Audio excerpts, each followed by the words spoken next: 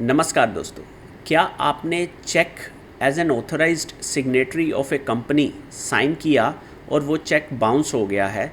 तो क्या उस चेक बाउंस के मैटर में आपकी पर्सनल लाइबिलिटी भी आएगी? या फिर आपने किसी कंपनी से चेक रिसीव किया और वो चेक बाउंस हो गया, तो जिस व्यक्ति ने चेक साइन करके दिया आपको, क्या उस व्यक्ति की भी लाइबिलिटी आएगी? या फिर डायरेक्टर ऑफ द कंपनी ने कंपनी के चेक अकाउंट से आपको एक चेक इशू कर दिया और वो चेक बाउंस हो गया, तो क्या डायरेक्टर की पर्सनल लाइबिलिटी भी आएगी उस चेक बाउंस के मैटर में? इन सभी क्वेश्चंस का आंसर हमें ऑनरेबल सुप्रीम कोर्ट की ये लेटेस्ट जजमेंट में मिलेगा, जिसमें ऑनरेबल सुप्रीम कोर्ट ने ये एड्रेस किया कि अगर चेक किसी ऑथराइज सिग्नेटरी ने साइन किया है तो ऐसी कौन सी कंडीशंस हैं या सर्कमस्टांसेस हैं कि उस व्यक्ति की लाइबिलिटी भी एस्टैब्लिश होगी उस चेक बाउंस के मैटर में।